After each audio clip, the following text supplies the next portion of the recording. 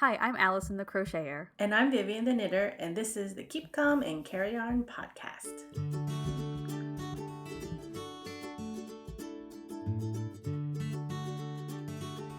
Hello, and welcome to episode 106 of Keep Calm and Carry On. This is a knitting and crochet podcast hosted by me, Allison, and my mom, Vivian. I'm coming at you from Scotland.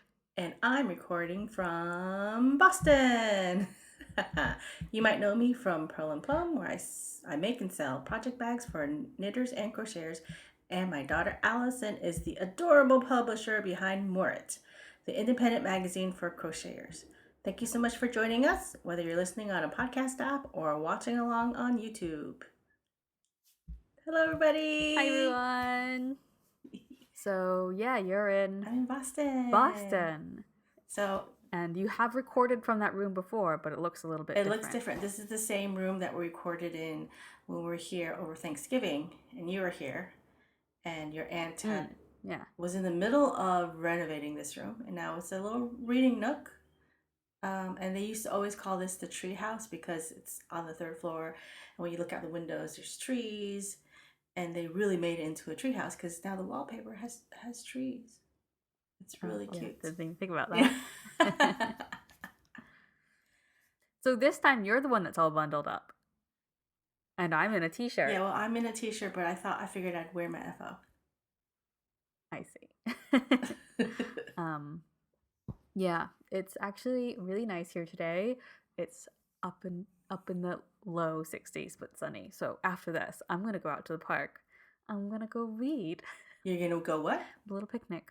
Read. Oh, nice. I'm gonna bring a bunch of different books, have some options. Yeah. Well, over here it's similar. It's in the 60s. It'll be, I think, low to mid 70s if the sun comes out. Right now it's overcast, but the lighting is perfect for recording because it's overcast. So yeah, I'll be taking a walk, and I'm going to walk to your grandmother's place and have lunch.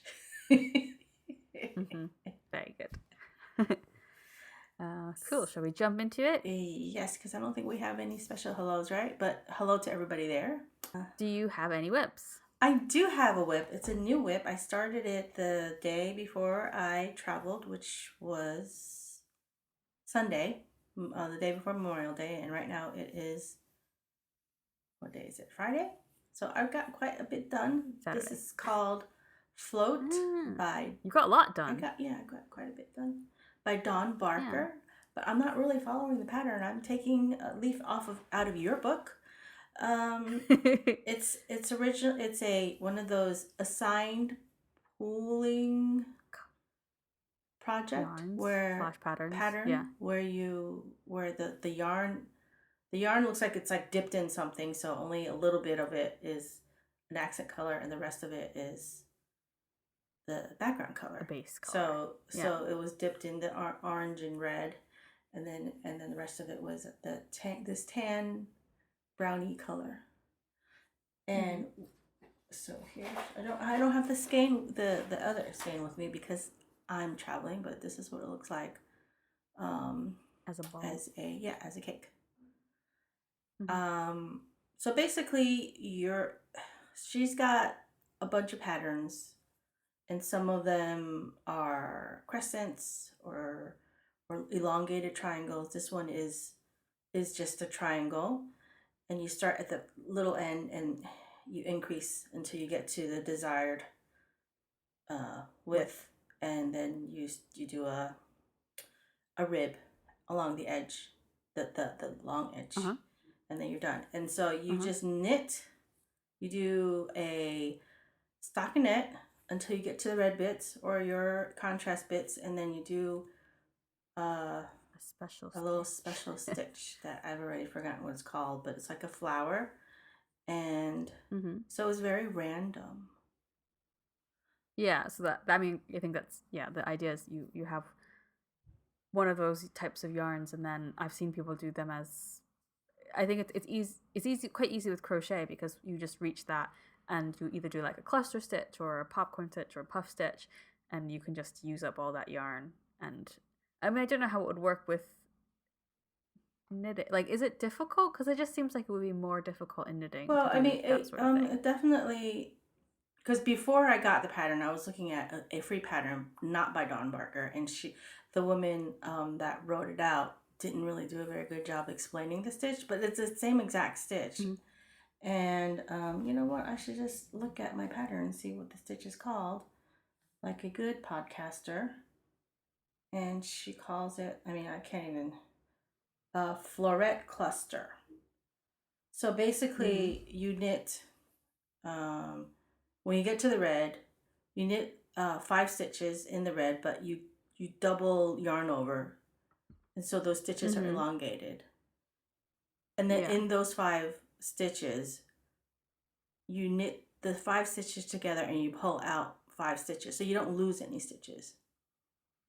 Right. So you know what I'm saying? I mean, I don't really understand. So so that's basically, so it's a little fussy like that when you're knitting through all 5 of those elongated stitches. You got to make sure you catch all of them, and they're elongated, so they're loose. So sometimes you catch other things, and then when you pull out the 5 stitches, does it make your working edge not as straight then? Because I mean, when you say it's elongated, does that make that stitch taller than like the regular stockinette? Or not really? Yeah, just right there it does. Hang on, let me turn this off. So you can see. Let me see. I guess in the beginning it was very loose, so it's very messy. In the beginning, it's just very loose and not very tight, and it just barely looks like a flower. Can you see that? Yeah. It's fun, actually. I'm having a good time doing it because I'm not even looking at the pattern. Well, I'm not following the pattern's shape. So basically, I'm doing a parallelogram. So it's going to be more like a scarf or a stole. So it'll be a rectangle with angled edges. So, and you're doing the rib. You did the rib. I read the rib. I just kind of like guesstimated how many do the flowers just. Do those clusters just interrupt the rib? Yeah, then? It does. And then also, like if you do it on the edge, I just let it go in the edge. It's a very fun pattern, and I'm not sure. I know some of the other patterns. It's either like a garter stitch, or there's like a center like increase, so you got to pay attention in the middle and do that increase to make the shape of the shawl. But yeah, so I don't know if anybody is. So you want to explain to people why I'm doing this? Or are we gonna skip it? Well, also to mention the pattern designer is also the yarn dyer. Yeah. Barker Yarns. And I think she kind of specializes in that assigned color pooling yarns and patterns because she's got patterns for tops as well, and patterns that use like 2 different.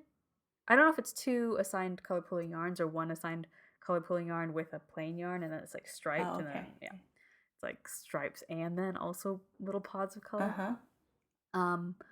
But yeah, you're doing it because we're going to Rhinebeck, and we're going with a big group of people. Yeah, first off, exciting, because even though you used to live close to there, you never actually have been, and I've of course never been.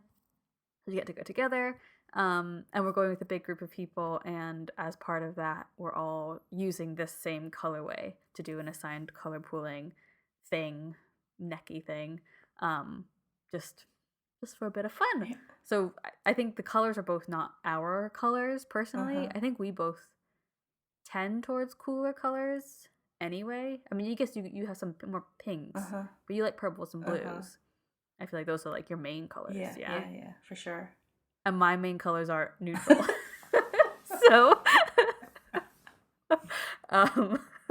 but I kind of I wanted to do it anyway, just to be. Just go all out. We're going to Rhinebeck. We'll make the matching shawl. I don't have my yarn yet because it's coming from the States, so I will also be working on a assigned color pooling crochet project, and I've yet to decide whether or not I'm going to do an actual pattern or just make it up.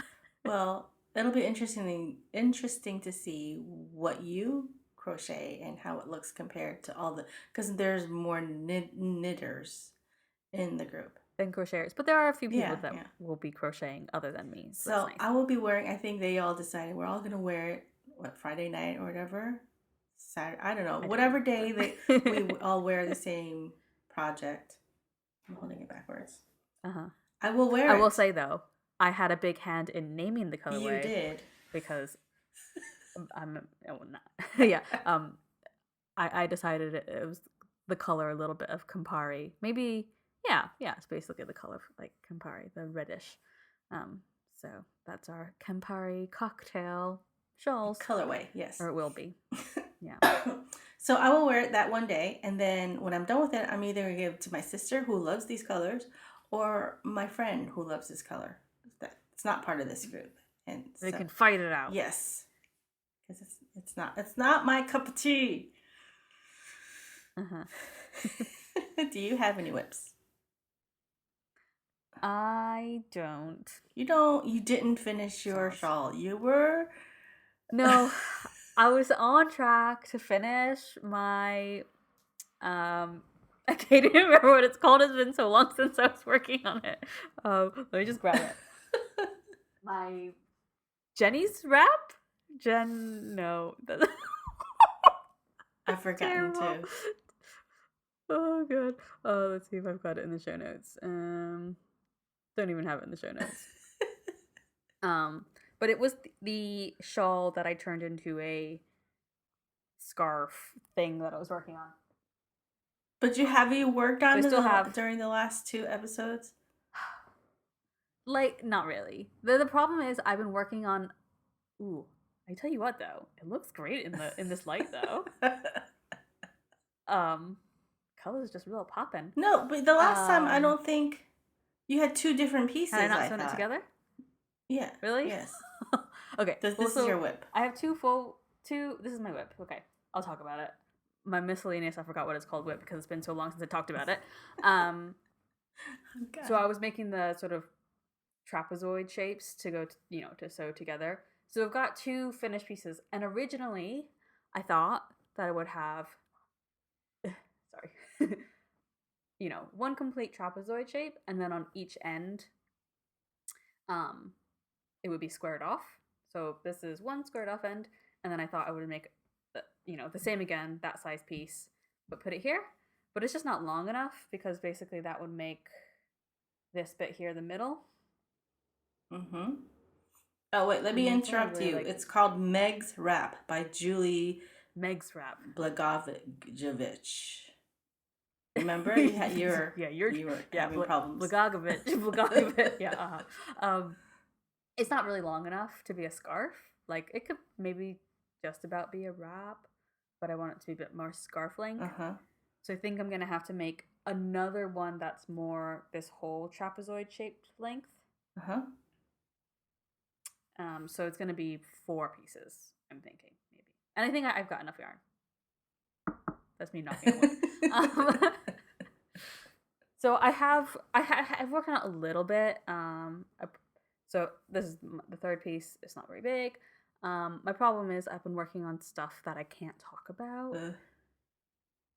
So I haven't not been crocheting. I have sort of at least gotten back into my crocheting because last time I said that I was just like kind of feeling a bit meh about life and even crocheting. So I am crocheting again, but I just hadn't picked up this one as much, and I was working on stuff for Murit that I can't talk about. So wait, that's going to be the last piece?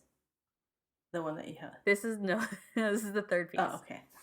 So this piece needs to be essentially this shape, this trapezoid shape. This is a trapezoid, yeah, this is a trapezoid. And then I'll make another piece to square it off. Okay. And that piece, depending on how long it is, once I put that trapezoid on, I'll decide how long that squared off piece is, because I could you can just end it like that. Continue it up a little bit and then square it off. Yeah, I don't have to square it off, but I want it to be square. But no, what I was saying is, or if I make this whole piece and the length is fine, then I'll just square it off there. Just do a little piece to just put it on the end. So yes, that is it. So well, will we jump into BuzzFeed quiz? Yes, let's jump right in. And in a stunning turn of events, I picked the BuzzFeed quiz. Yes, and what did I do to it? Oh shoot! I lost it. You have to take it again. Or you have too many tabs open on your iPad. I have too many tabs open, and I okay. lost it. Well, it is called "Eat Your Way Through These Foods," and will tell you if your taste buds are American or British, which seemed appropriate because I do live in the UK. Yep. And my mom is still looking for the tab. Yeah, I found the tab, but then my results were erased. Oh. Okay, you take it quick, and I will say what I got. Okay. And then it'll be a live, well, not really live, but results. Did you get the same thing as me or not? Mm-hmm. So I got, you're a secret American. Although you might claim otherwise, you are an American at heart. You love nothing more than chowing down on a double cheeseburger with dirty fries. And I feel like that basically, I don't know. So each question had 4 options. So it obviously wasn't just like your taste buds are American or British. Mm-hmm. There's obviously like a middle option. Mm-hmm. So I think I got the middle option, not like super American. So maybe I got mostly American with a little bit of British. Mm. Yeah. Well, I got international foodie. Food is your thing. Your palate is extremely refined, and you love nothing more than discovering a new cuisine you haven't tried before. That's true. I do love food. I will try just about anything. The only thing I won't eat is bugs. I won't eat bugs, but I'll eat just about anything. Have you ever eaten bugs? I've actually eaten ground crickets, but it was ground, so. Yeah, I've done the same in like crackers, or I've had like cricket chips. I can't remember what it was. I can't remember what it was. Was it? But yeah. Was it when you were little or more recently? No, it was a few years ago. So maybe it was like it was a chip or something. Yeah. Yeah.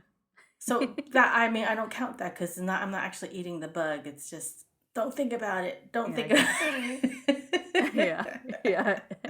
I did the same thing when I ate the cricket chips. Okay, so they didn't even answer the question. It didn't tell you if you're more American or British. That you just got everything, American and British, and everything in between. I guess. What did you pick for the first one? I mean, I picked probably the most American option, the pancakes. I did too. Yeah. I find a full English breakfast to be too much savory. Mm-hmm. Like I want like 1 slice of bacon, 1 sausage, 1 egg, and toast with jam. That's the thing. It doesn't come with jam. And I don't want the beans, and I don't want the tomatoes, and I don't want the mushrooms. Yeah. Anyway. What about your mid-morning snack? I picked crumpets, donut, toast, or croissant. That's what I picked too.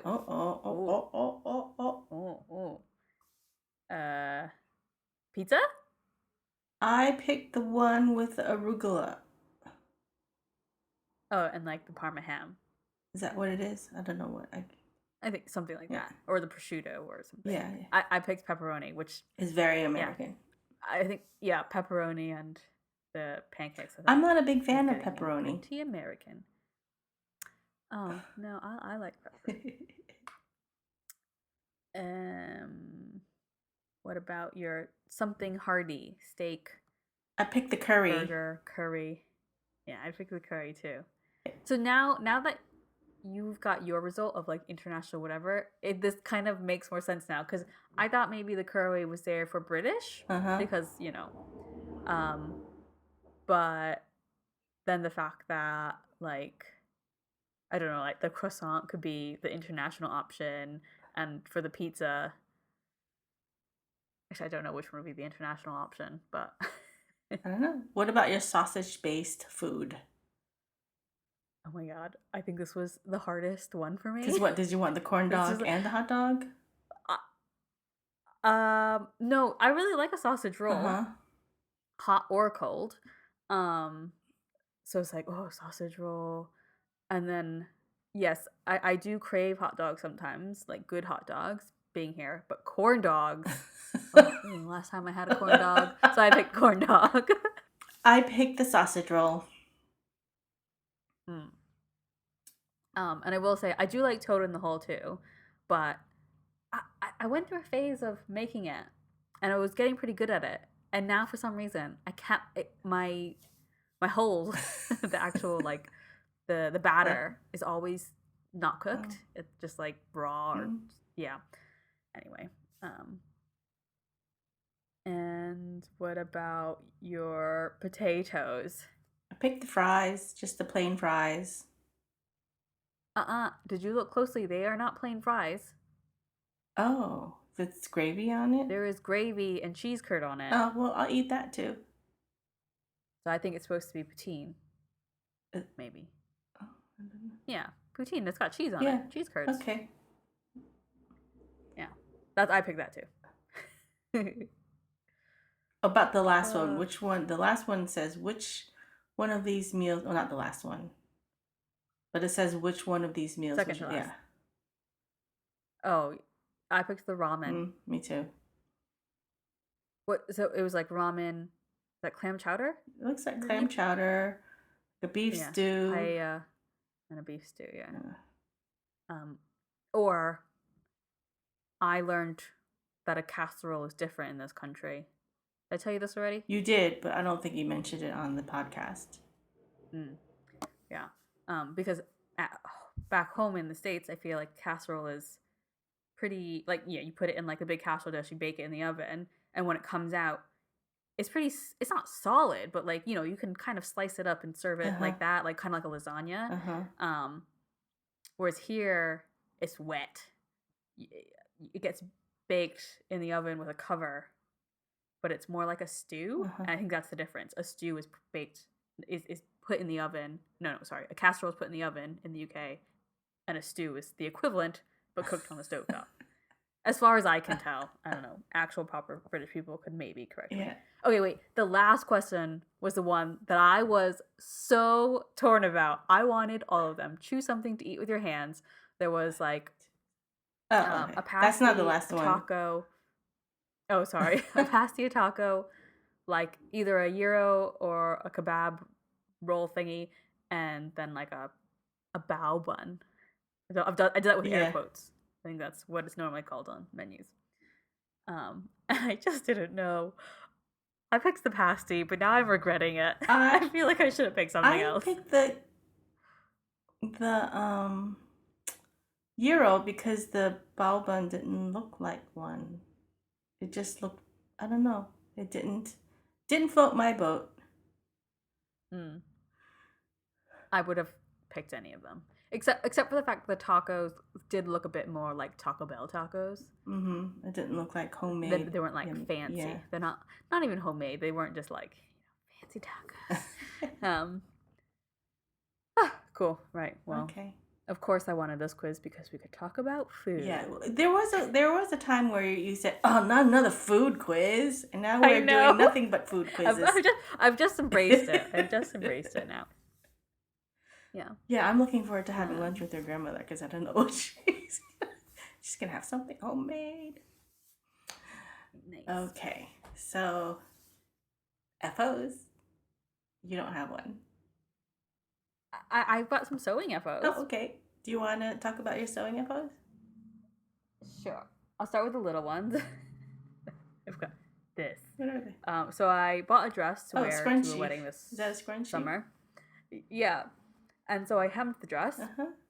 And with the extra, I made this, which is just a headband. You know, a little headband that I can tie.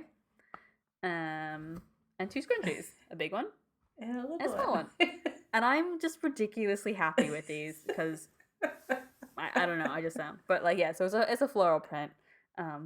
and I even hand sewed Nice. the joins, so it's all tidy. I think one of the ones that I read, they just like sewed over it with the machine, but I was like, it's gonna be stiff on that one spot. Yeah, they're actually scrunchies are not as easy as one might assume they are to be, because the whole, you got to sew it around the elastic. Unless you use, did you use hair tie or did you use elastic? I didn't use a hair tie. I used elastic. Oh, okay. So I just knotted it. Okay. There's a knot in there somewhere. Yeah. So that makes it a little bit easier. It's like if you're gonna do it around an elastic, it's hard. I mean, not elastic, a hair tie. Yeah. Well, so I went to my craft night, and one of the women who's there was there with her little sister who's like 9 years old, and I had my scrunchie, and I don't know, we were talking about it, and I was like, oh, I made it. And she was just like, did you know you could do one around a hair tie? And I hadn't even thought about that. And I was just looking at her like, oh yeah. But then I looked at the other person who was with me. I was like, but that would be like I feel like they all could have just seen the cogs like turning in my head as I was like trying to figure out how you would do that, because I just hadn't thought about it because I'd done it with the, the straight piece of elastic. And my second sewing project, we have is also an FO. The bag. Oh, I thought it was a dress for a second. No, it's a it's bag. Like an envelope bag. Yeah, I don't really know. I don't know. It's quite big. It's wide. I don't know what you would call that, but it's got like, yeah, I don't know what to call it. What is that? Is that like a hobo bag? Hobo bag or something like that. Oh yeah. I mean, it's sort of tote-ish, except that because the strap is so small, it does like collapse in on itself. I'm doing a really, really, really bad job of explaining it for our audio listeners, so there will be pictures in the show notes. But the reason I made this is because I contributed to a Kickstarter campaign for a fabric shop in Glasgow. Oh, nice. Called Bond Textiles. This was like, I don't even know if it was last year or the year before. And at the tier that I got the kit to make this. Oh, so they've called it the EBBA bag. I don't know. EBBA. So those were my EBBA. Okay. So it's a proper pattern. Yeah, it was a proper pattern and everything. The only thing is, once I washed the fabric, it was a organic cotton fabric. I don't know if it was once I washed it or if it just was already a little bit too small. I couldn't actually fit the pattern pieces in. Oh no. So I had to think, and I'm not a sewer, so it's just like, what do I do? So, the pattern piece is essentially just it's two big triangles that you cut on a fold, so then it becomes a bigger triangle. So I ended up making it smaller. I see that you folded it to so make it smaller. the side where it says to cut on fold, or to put on the fold, I folded that. So that bag would have been even bigger then. Yes. But it would have been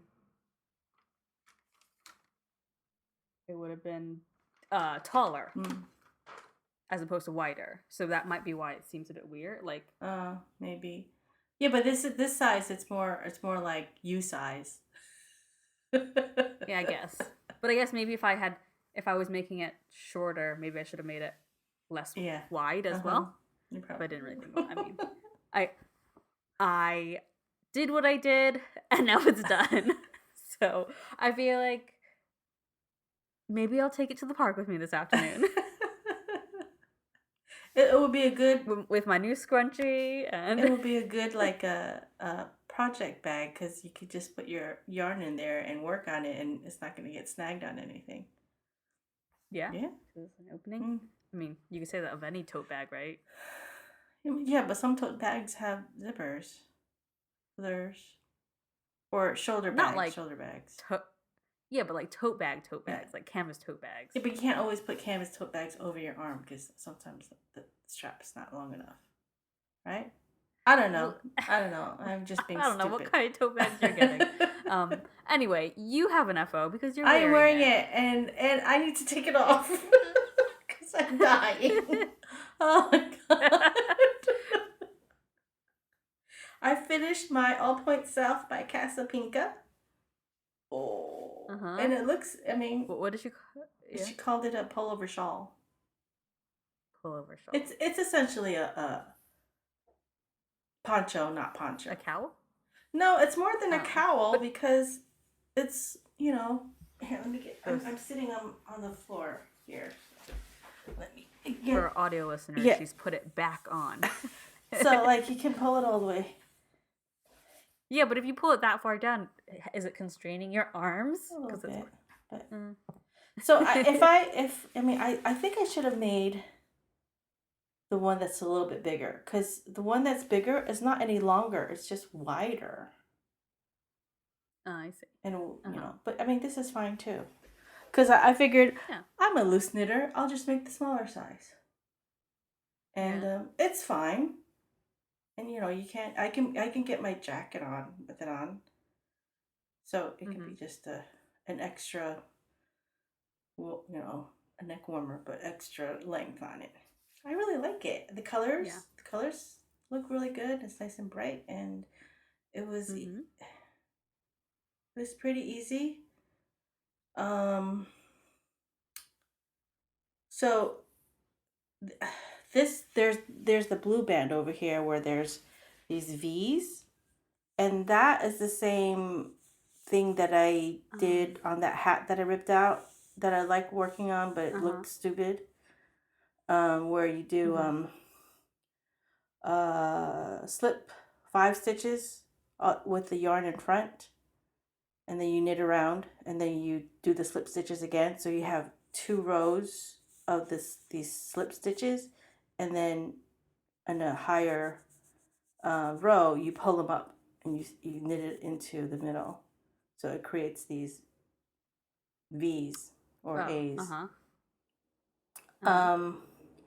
And then I wish the bottom there was because my stitch count was off. I must have done extra increases or something, or not enough. I can't remember.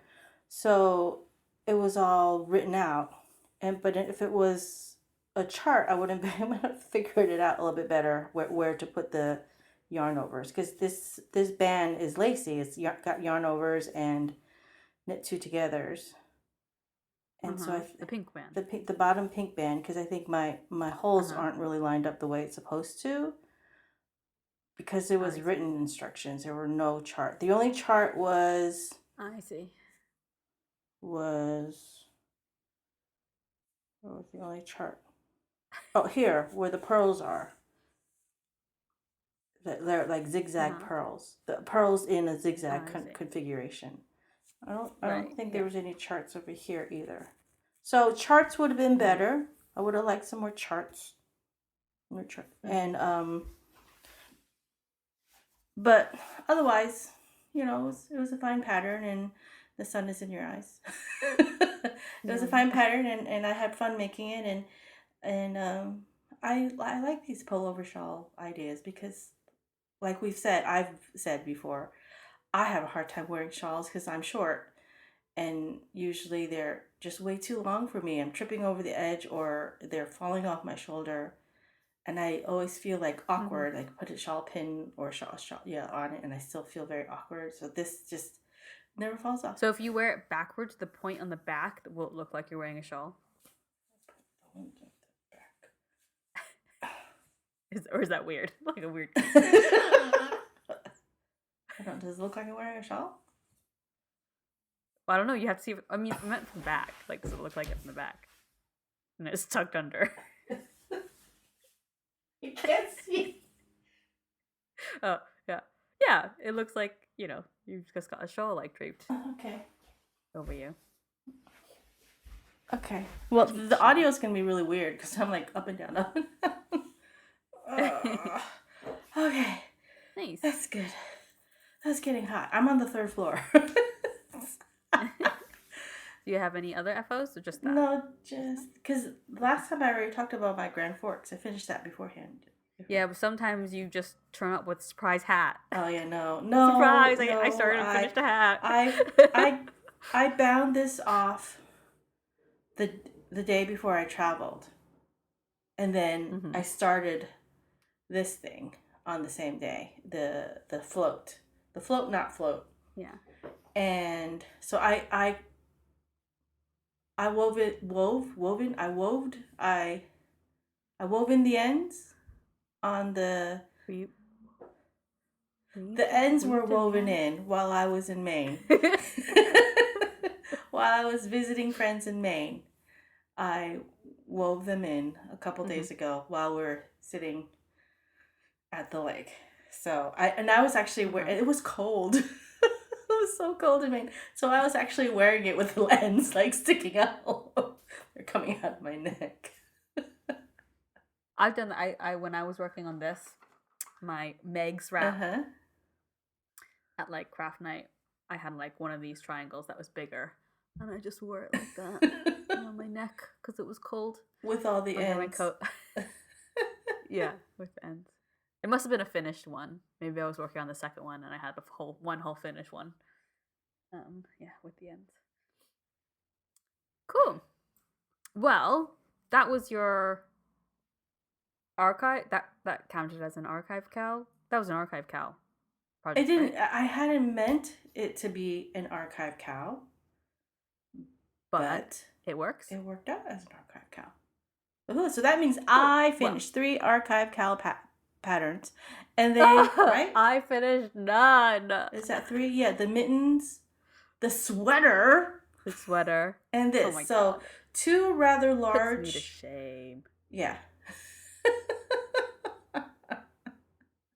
Right. Well, thanks everyone who participated, and yeah, I think people finished some things, and unlike me, or at least started some things, and so we have a prize to give away, which I actually have left on the couch. So let me go grab it. Okay.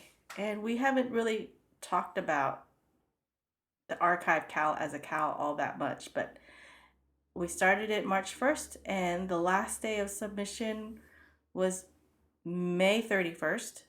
So, for all the people that entered, thank you very much for participating. We had quite a few participants. How many? On both Ravelry and Instagram. I think we had 30 different projects that were worked Oh, on nice. over the course of the archive cal. And so our prize is not a pearl and plum bag this time. It is has been kindly donated to us by Yarningham, which is a yarn show in Birmingham, UK, and it's taking place quite soon, actually, in the beginning of July. And so we've got a little mini bag with their 2 alpaca mascots on, and a skein of hand-dyed yarn from, sorry, the lighting is awful to show this off, is from Mrs. Lamb Yarns, and it's like a hanky, and it goes into sort of like peachy tones. Oh, nice. Um, See, I would have liked that yeah, better than nice. this. Because I like peach better than orange. Even though peach is like kind of Well, I know orange, peach is. but it's got the pinks as well. Yeah. You use pink. You use quite a bit of pink. So it's superwash merino and nylon. So yeah, got a sock yarn here, and I have developed. I mean, you can't see my screen, but I can see my screen, and I have developed a very nifty halo spreadsheet macro. What? You look like there's a halo around you. Oh, my hair. So I am going to press my button to pick a winner. You could press it. Press it. Number 26, who is mtom23, which I think is an Ravelry person. And she has made the indigo shrug, an indigo shrug. I actually think maybe She was on Instagram as well, but that was from her Ravelry post. So yeah, you are going to be getting the yarn and the bag. Nice. Congrats. Congratulations. M? Mm-hmm. Yeah. Or that was the Ravelry name at least. Yeah, we had quite a few gnomes that were made, I noticed. With some good names. One of the patterns was called Never Not Gnoming. Mm-hmm. And there was another one called Gnome de Plume. And I think 2 different people worked on the Love Note sweater. Oh, I've seen that. I'm seeing that all over the place.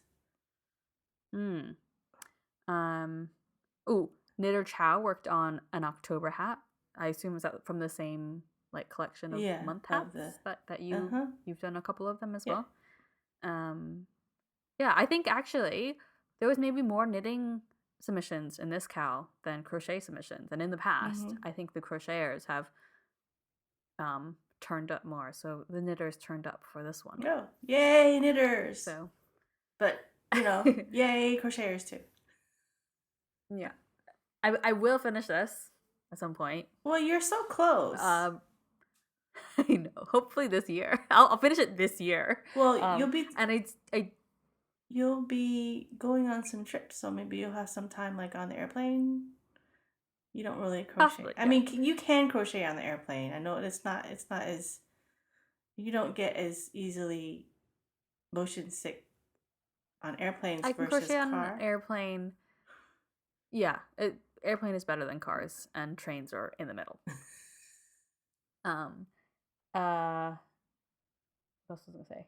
Oh, and I had mentioned back a month ago when I was like, yeah, I'm gonna finish this project. I might even do 2. There was that wind hat that I was going to make, and I still you haven't even started yet because I want to replace that hat. The hat that you lost. Haven't even caked up the yarn. Yeah, the hat that I lost. Anyway, did you have anything else you wanted to talk about? I have some Yarny bits and bobs. So, I had like about a week in New Hampshire, or in the in this area, because I got here a week earlier than I anticipated because we made a mistake with our flights, and your dad was like, "Oh, we should change it." It's like, no, you know what? I'll just have more time with friends.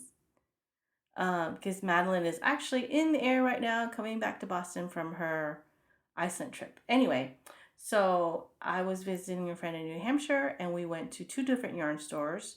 There was one that I'd never been to before. It's called Hodgepodge Yarns in Newport, New Hampshire, and it was a hodgepodge. It's a good name for the store, because it was like in an old building, and you walk in and there's like a vestibule, like a porch, screened-in porch type area, or glassed-in porch area where they had yarn. I was like, oh, this is it. Like, no, there's another door. You go in through the door, and there's like the stores through those doors.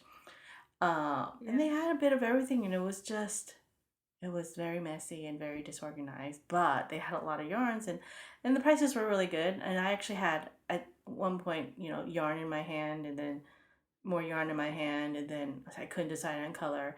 And then I said, you know what, I don't need any more sock yarn. I put the sock yarn back, and then I ended up putting all of it back, because I don't really need. But it was a nice store. It was a nice variety of stuff they had. They even had spinning wheels.